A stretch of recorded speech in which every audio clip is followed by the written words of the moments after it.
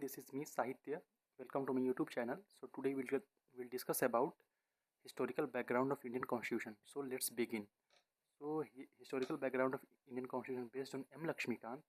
UPSC notes the historical background is the first chapter of M. Lakshmikant Indian polity and form of the foundation for understanding the evolution of Indian Constitution. Questions from these topics are frequently asked in UPSC prelims, GS1, GS2, and interview and mains, and also PCS. So, why study the historical background? So, the constitution did not emerge suddenly in 1950. So, it evolved through British law, constitutional development, and Indian freedom struggles over nearly 200 years. So, understanding the revolution and evolution helps explain why India adopted. So, first one is parliamentary government, second one is federal system, and third one is fundamental rights, and fourth one independent judiciary, and fifth one is rule of law. So we'll discuss timeline of the constitutional development. So in 1600, East India Company established.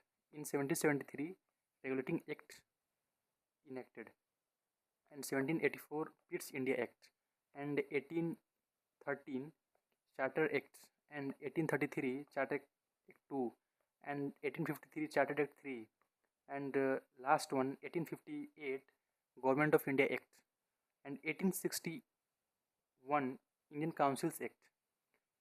In 1892 Indian Councils Act, and 1909 Indian Councils Act Morley Minto reformed, also we called, and 1919 Government of India Act Montagu Chelmsford reforms, and 1935 Government of India Act, and in 1947 Indian Independence Act, Indian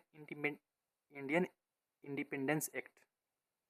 So first one we'll discuss East India Company 1600. So East India Company received a royal charter from Queen Elizabeth on 31st December 1600. So initially it was a trading company. Later it became political and administrative power. So example, after the Battle of Plassey, the company gained political control over Bengal. And second one will Regulating Act 1773. So the first step by the British Parliament to regulate the company's administration features. Governor of Bengal became Governor General of Bengal. Warren Hastings became the first Governor General, and executive councils of 4 members created. Supreme Court at Calcutta established, and company officials came under parliamentary supervision. So we'll discuss about Regulating Act 1773. So we'll move to the example. This act this act introduced central administration in British India. So second one is Pitt's India Act 1784. So established dual control. What are the features? So features are commercial functions remained with the company, and political functions transferred to the British government, and also boards of control BOC were established at the time. What is the importance of Pitt's India Act 1784? So importance is British government gained greater control over Indian administration.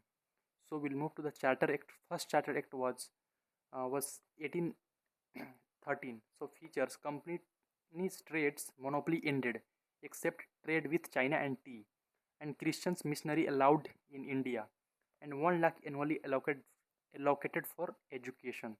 So example, expansion of Western education in India. And second Charter Act 1833, most important Charter Act.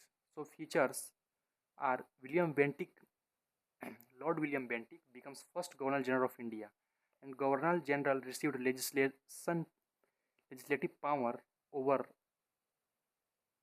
all India, and companies' commercial activities ended completely, and open competition for civil services proposed, not implemented immediately. Now we'll discuss examples. So mark the beginning of legislative centralization. So we'll move to the Charter Act 1853. What are the features? So features are legislative and executive functions separated, and open competition for civil services introduced. And third one, a, additional legislation member added. So, importance, foundation of the modern civil services. So we'll move to the Government of India Act 1858. So passed after revolt of 1857. So features, company rule abolished and rule transferred to the British Crown. Office of Secretary of State of India created, and Governor General became the Viceroy. So first Viceroy was Lord Canning. So example, India came under British rule. So India came under British Crown rule. So in India Councils Act 1861, what are the features? So features are Indians nominated to legislative councils and portfolio system recognized, and decentralization initiated also. So example, Raja of Banaras was among the first nominated Indians. And we'll move to the Indian Councils Act 1892. So features, legislative councils enlarged and members could discuss the budget, and indirect elections introduced through Indian Councils Act 1892. So importance were beginning of the representative institution.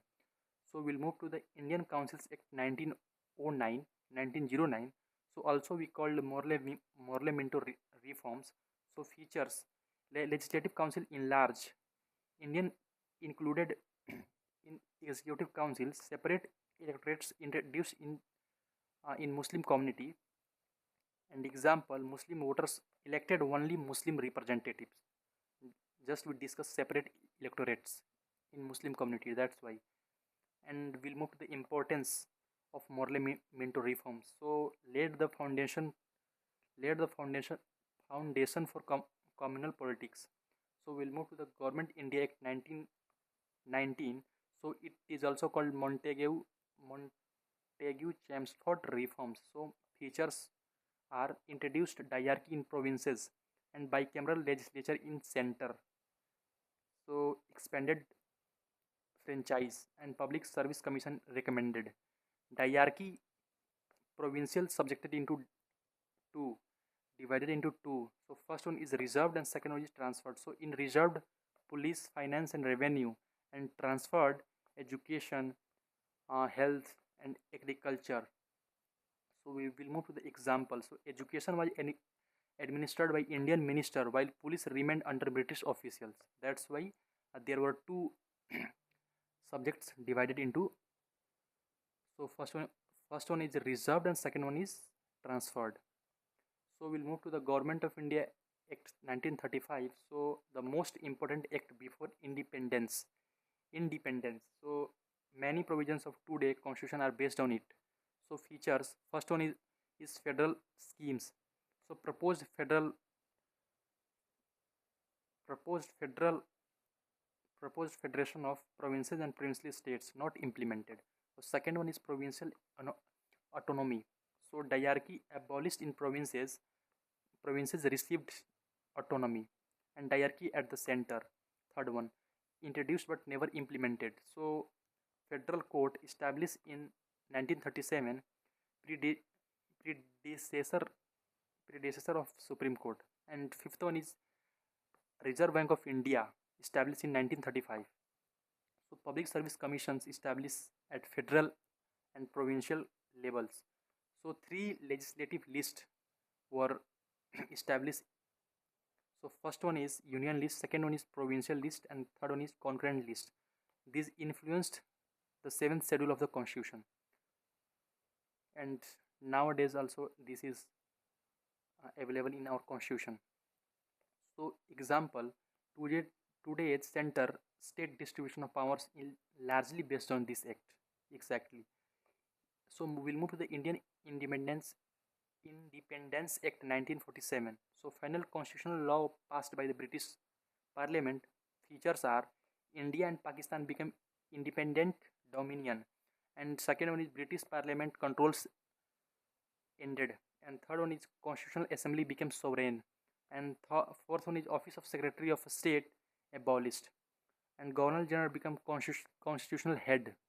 So we'll move to the example. So India became independent on 15th August 1947, and we'll move to the influence of the Government of India Act 1935. So many constitutional features were adopted from this act.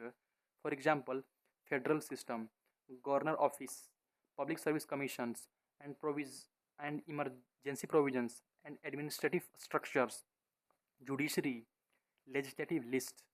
So we'll move to the evolution summary. So here is act and here is contribution. So 1773 act, central administration. 1784 Pitt's India Act, British government control.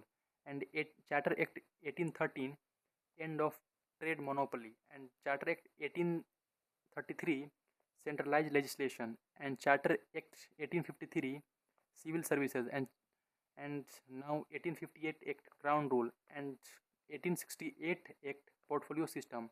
And in 1892 Act, budget discussion. And 1909 separate electorates. And 1919 diarchy in the provinces. And 1935 Act, provincial autonomy and federal framework. And Independence Act 1947. So independence we got. Now we'll move to the prelims revision table. So here it is year, and remember what was that happened in that year. So 1773 first regulation of company. 1784 dual government, dual controls. 1833 first Governor General of India, and 1858 Crown Rule. 1909 separate electorates. 1919 diarchy. 1935 provincial autonomy, and 1947 independence. Just we discussed above the page. So we'll move to the mnemonics of acts. So R P C C C C G I I G I. So R, regulating acts 1773. P, Pitt's India Act 1784. C, Charter Act 1813, and C, Charter Act 1833, and also C, Charter Act 1853, and G, Government of India Act 1858, and Indian Councils Act 1868, Indian Councils Act 1892, and Government of India Act 1919 and 1935, and Indian Independence Act 1947. So we'll move to the men's value addition. So key observation is the Indian Constitution is not sudden creation of 1950. It is the culmination of nearly 2 centuries of constitutional evolution under British rule and the aspiration of the Indian freedom movement. So we'll move to the conclusion. So the historic background of the Indian Constitution reflects India's constitutional evolution from company rule to crown rule, and finally to a sovereign democratic republic. So each constitutional enactment from the Regulating Act 1773 to the Indian Independence Act of 1947 contributed institution, administrative practices, and legal principles that ultimately shaped the constitution adopted on 26 November 1949. And understanding this journey is essential for appreciating both the continuity and the transformation embodied in the Indian constitutional framework.